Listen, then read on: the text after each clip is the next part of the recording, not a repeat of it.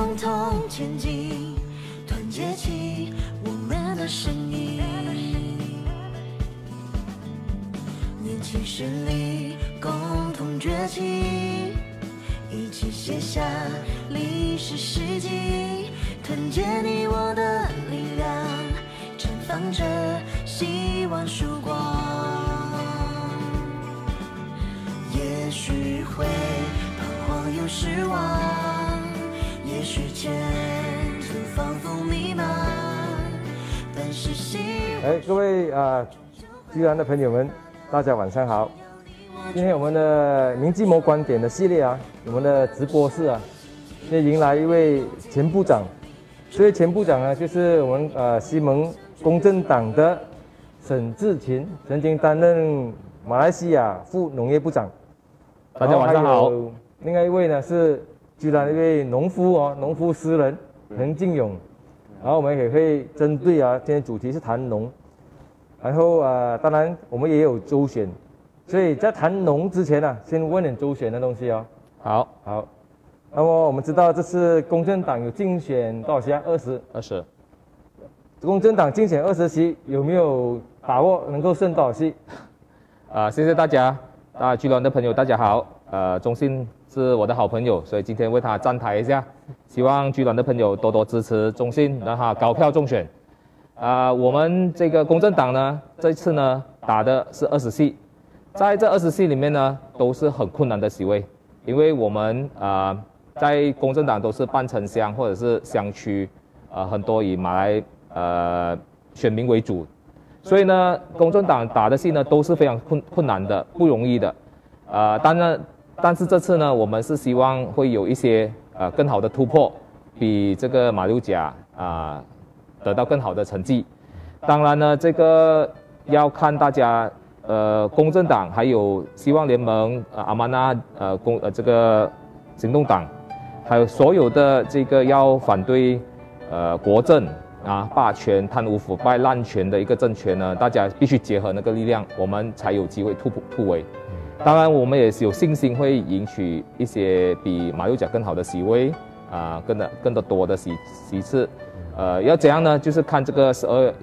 号了，3月12号的这个选举的成绩了。好的。所以公正党是个多元的政党，对，崇尚是多元的政策，need-based economy 按需经济。然后呢，我们这个目前的政局混乱，但是呢，也是要混乱中呢凸显这个竞争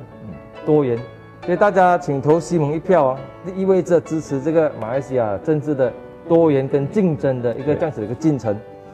那么，然后我们现在周选不要整天谈政治谈一点可能柔佛人更关心的，就是农业。我今天来是农业副部长一定要问他一点农业的东西行，没问题。所以柔佛州大家知道土地肥沃，地势平坦，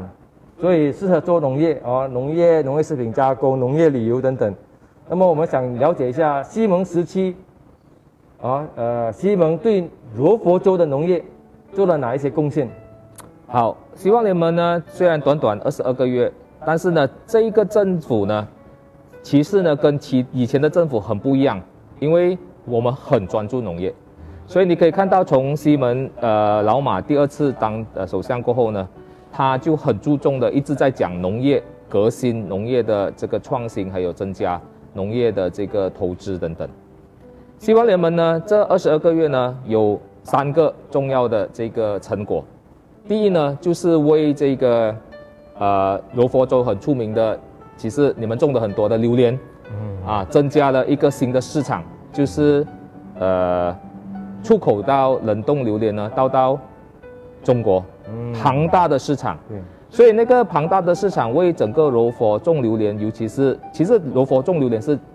然后过后就是第2大就是柔佛，所以呢，很多柔佛的这个农民呢，都从中受到好处就是榴莲涨价，为打开新的市场，然后需求高了，所以呢，那个榴莲的价格变成好了。第2个呢，我们也是开通第1次直航去到为你们的柔佛的黄梨 MD2，MD2 呢直航去到中国，开通新的市场。虽然一路以来是可以送过去卖，但是呢，一直没有人去努力的把它开通到中国。所以在我们做农业的时候呢，我们也是第一次把首发，把这个榴莲送到中国，也把黄梨航运，就要坐飞机去到这个中国市场。所以呢，为这个柔佛、柔南一带、柔东一带的这些黄梨的种植业的者呢，带来很好的消息。所以我们不只是讲哦，而且落实了协助到了实质的一个帮助。对，所以这几年呢，因为有这个新的市场，我们的农民呢，其实他们对他们的前景呢是很好的。第三呢，就是这个蔬菜，还有这个我们重点呢，就是要种植水果、蔬菜。一路以来呢，我们很多时候呢，就把这个行业疏忽了。然后呢，在我们施政的时候呢，我们一直在强调怎样子高科技的提升这个技术，为水果、蔬菜呢，还有各种农业呢，提升他们的产量，让这个农业重点发展农业。但是很可惜啦，有很多机会、很多计划。计划赶不到变化变化政府变了这些计划呢，现在你可以看到新的政府Ismail Sabri也好，Muhyiddin也好，都没有讲农业了在我们的时候呢，一直在提倡农业，现在没有什么谈到了。那我希望重新执政之前做回农业部长不要有个副拿掉。陈李贵人大家一起努力。金勇是我们居然的，也是在从务农从事农业工作。我刚才其实有兴趣想了解说关于蔬菜这些方面的一些困境。本身是一个菜农所以因为菜价都是起起伏伏的嘛，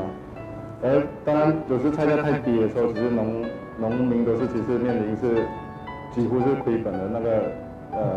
的运作底下的啦。但是政府常常都是在菜价钱好的时候都会进口。所以我想问一下前副部长之前对这个看法是这样。我们的国家最大的一个施策就是我们太过依靠食品进口。我们一年去年我们的food import 55个 billion， 就是550亿，这个是天文数字来的天文数字。所以呢，550亿其实呢，我们的外汇流失很大。是马来西亚很喜欢吃呢，还是吃的贵？因为我们不注重食品农业。农业在马来西亚分了2个别类，一个是 commodity， 就是中油橡胶啦，这个是一个 commodity， 所以那个是由 Teresa Kok 管的以前。现在呢然后另外一个食品呢就是 agro food， 就是食品吃的。在马来西亚有800万平方亿计 ，OK 的农业地，600万是来做这个中油，100万来种橡胶，最后剩下100万，大概13% 是拿来种蔬菜、水果，榴莲、黄梨，种的所有 food 的这个 agriculture 只有13%。所以你可以看到，我们的土地最好的土地已经交给中油了，剩下的就是小小块的土地，好像金勇你可能3、5个一季，就是那么靠那个小小的去做这个蔬菜水果，到最后呢，我们种不够，我们量不够，所以我们输给泰国，我们输给越南，所以呢，在我们执政的时候呢，我们就提出一个政策，凭此增加palm oil 的，就是我们觉得不应该再种油种。我们现在的我们维持，但是呢，我们要把新的土地交给种蔬菜、水果其他食品的，然后我们提高产量，这样子我们才足够做得好的话，还可以出口。这个是我们的政策。在柔佛州因为我刚才在州议会有提问过，我们柔佛州有多少政府的荒地然后得到的答复是1800018000 acre， 我居然就有3000 acre 的政府的荒地，不包括私人所以这样子我们就提出来给青年人务农，运用现代科技，而且不可以转租这样的方式，不然的话这个也是很难解决。刚才你所说，很少农地是用于这种 edible 可以食用的那种蔬菜水果的种植。所以他们叫做 Tanah Terbiar Pertanian。Tanah Terbiar Pertanian 呢，就是荒废的农地哦，太多了。整个马来西亚大概是100,000 hectares， 110万hectares 是公顷啊，10万公顷，很可惜哦，很可惜。所以呢，很多时候呢，这个土地交给一些人，他们不种，就荒废了，所以转移方面呢非常辛苦，尤其是布朗这一带有一个大概3000多 hectares 的这个地是那个农业的高科技的，但是就是以前对不起哦，这个是听说是以前那个慕尤丁的时候设立的，但是土地呢就交发给那些所谓的朋党所以呢他们就拿了这些土地都不种结果呢现在他们霸住那个土地呢，又没有交给真正要去务农的农民去做，所以到最后那农地都荒废了。我们市政的时候呢，我们尝试要清除掉以前的那些霸占的那些土地又没有做的那些朋党的这些，但是呢情况就是这样子，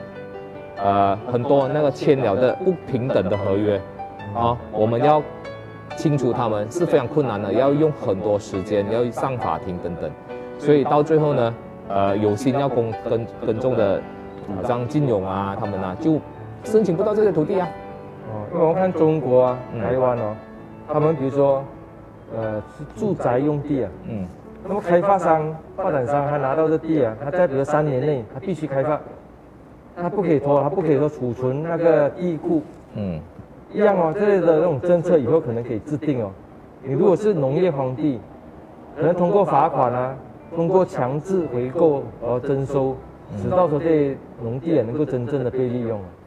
这个就是我们其实政策是有的，但是执行上的时候，因为这些都是有权有势的朋党，所以他们可以通过很多背后的这个政治压力，所以使到这些农地呢他们就霸占这些土地，然后又不肯做，然后等土地的那个涨价等等好，这个就是我们农业的很大的一个问题。除此之外还有哪一些西蒙执政时期好的农业政策？你是接续中好另外一些我们注重的就是我们要降低我们的，我们叫做我们注重我现在5个重要的农业，比如说榴莲黄梨。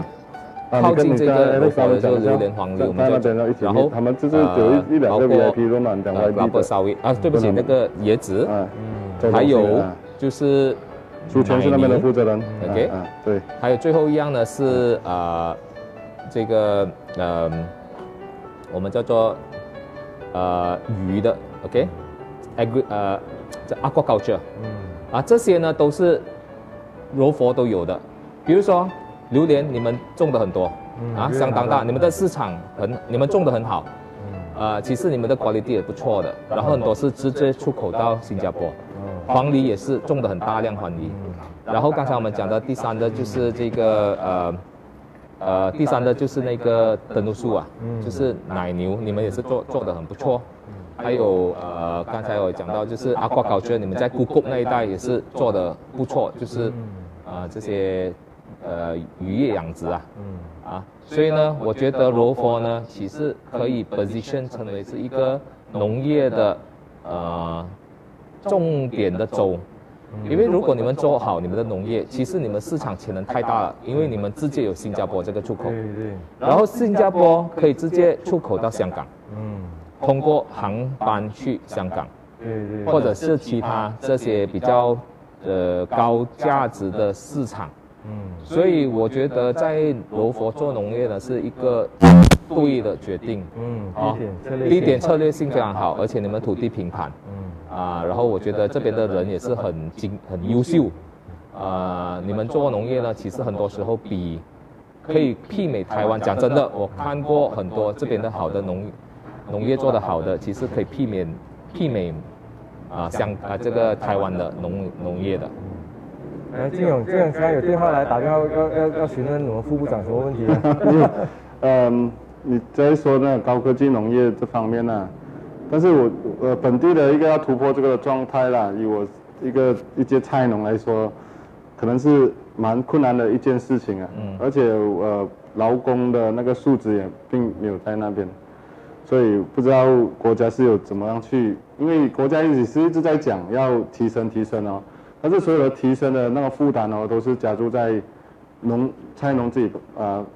农夫自己身上了。对。但实际上的帮忙是什么？我是想要了解这块。我觉得国家最重要的就是开拓市场，给农民开拓市场。一旦你开拓市场，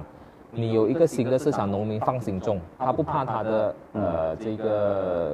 他的种出来的没有地方卖。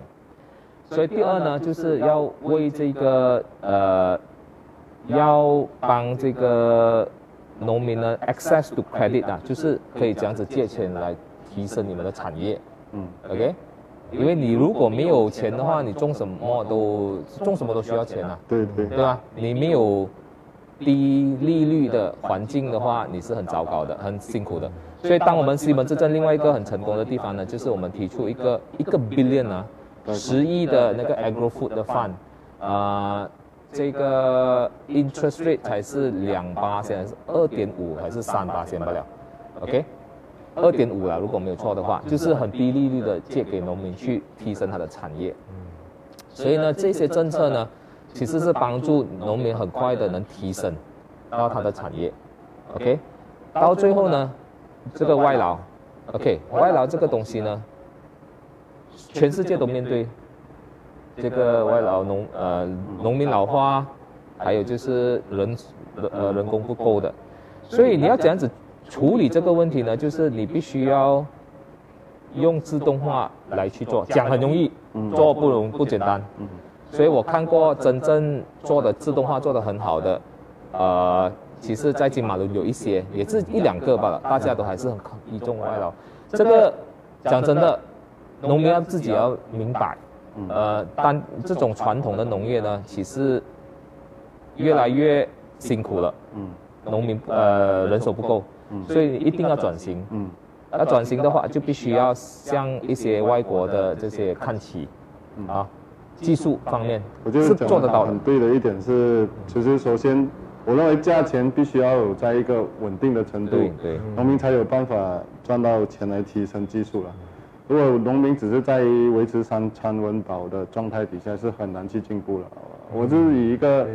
菜农的观感来去讲这件事情。对，价格稳定机制，还有另外一个是收入，政府的补助的东西，有些时候对有些我本身的经验的啦，就是有些的农地可能是比较一些不是合法的农地啊，在一些灰色地带，然后有些规格他们也办不到。有些政府是好像有些资助必须要拿到MyGap啊这些东西才可以得到的还有一些尤其 MyGap 这些呢，其实是要逼使农民提升他们的水平。因为如果我们永远靠着那种就是农药过剩农药超标处理对环境保育不好的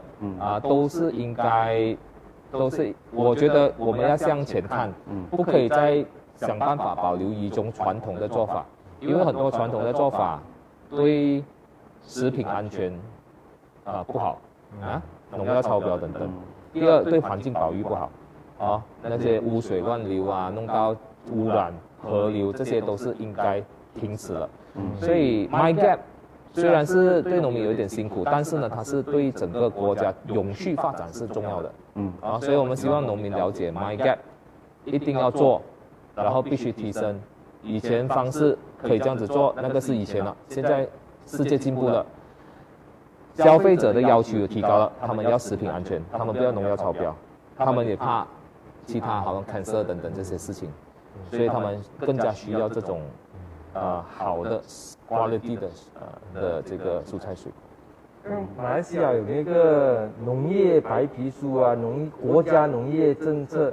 或者州政府的州或州是不是应该有个农业政策？因为我们在之前也提过一个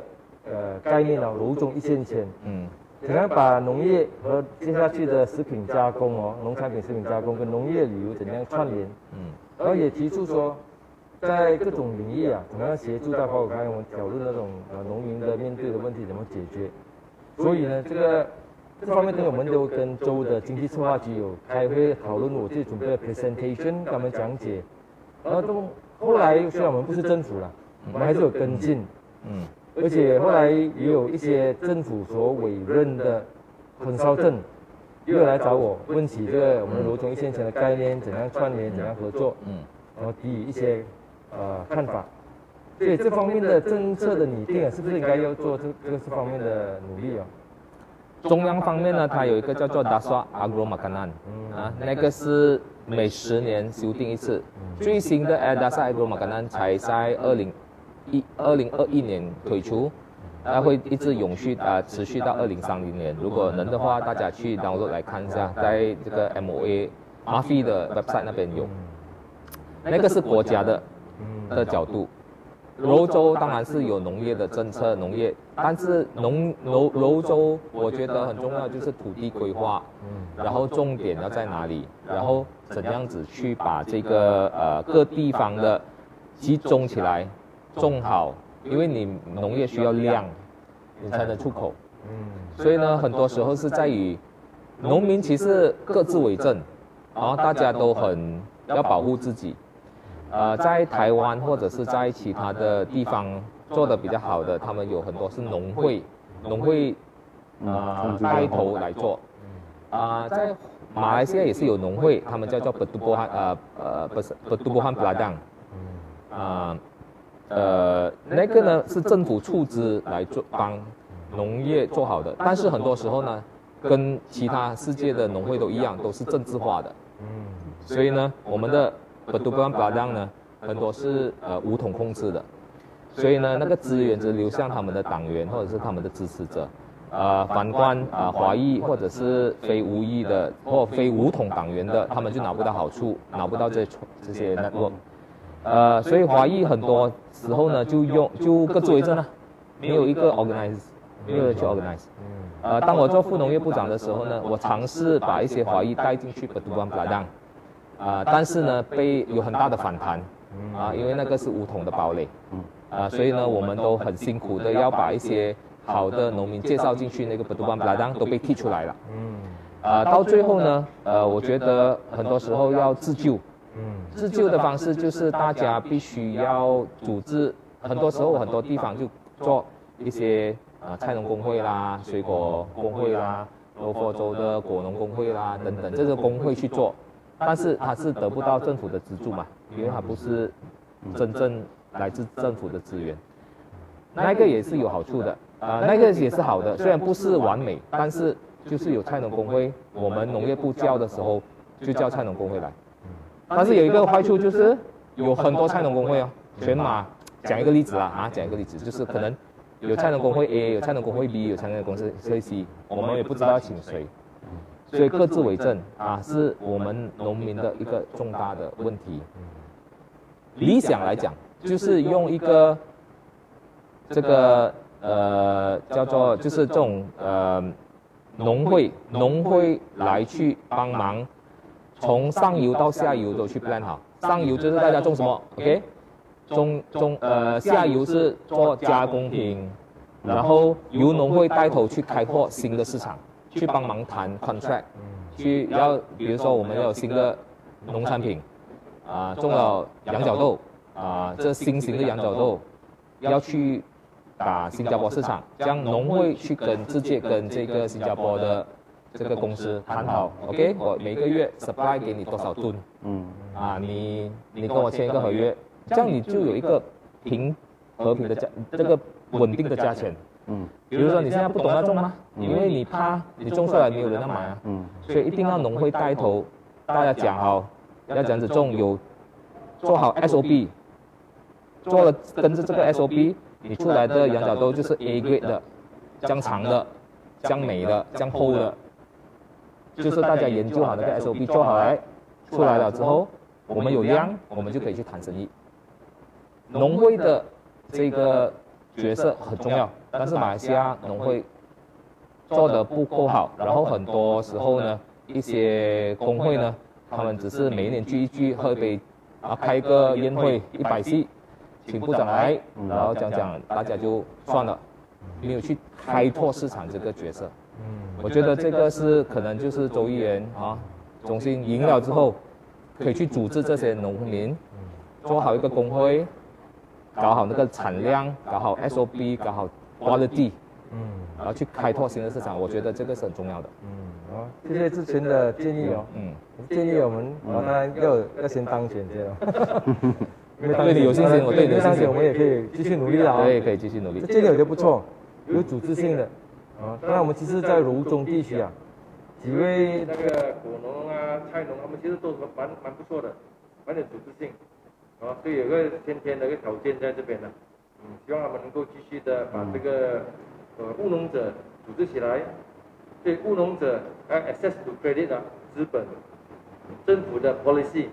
这几个层面呢组合起来一个综合的一个模式来，使到这个农业能够发达的成长。好，金总还有什么补充吗？没有什么补充，只有一大堆。好，我们的访谈就差不多到这边了。我请来自己在最后总结一下对罗佛州选有什么期盼呼吁。我希望所有的农民看在希望联盟过去22个月努力的为发展农业，然后我们为农民奔波劳累，我们有很多好的计划，我们有很多好的这个政策要推行，但是呢无能为力，因为我们不在执政的单位。然后呢，这一次这个州选，我们必须要选优秀的人才，对农业、对社会有贡献的州议员，好像中信还有很多行动党、阿曼纳还有公正党的这个候选人，要选出柔佛州其实是充满潜能的。我也算是在柔佛住上一阵子的。我在大学读书的时候在 UTM 读书那时你在 UKM 我记得。然后呢，我们那时我记得我们东大的学生很喜欢去新加坡，因为从来没有去过嘛。所以呢，我们就会踏巴士从拉金踏巴士170号去到新加坡 Woodlands 那边。那时我记得第一次我们过新加坡的时候，马币换新币新币1块钱，马币1.6块。今天我们 check 一下，3.1块，1倍了，翻倍了。那个大概也是不久前大概25年而已。但是提的是马来西亚25年也是过的问题了，经济结构的问题停滞了，柔佛州停滞了，很多人才流去新加坡了，国家不能进步。我们必须要在趁这个选举一选就选5年的政府你必须要有最好的人才，最搏拼为人民打拼的这个领袖。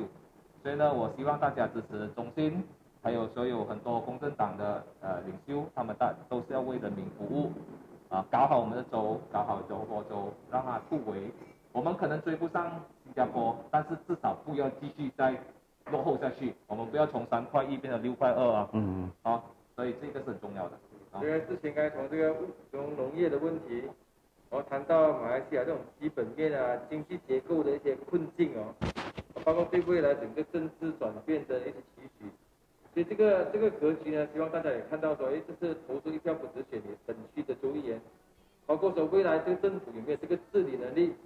有没有这个诚意像讲西蒙很努力去推行这农业的改革，带来改变和贡献。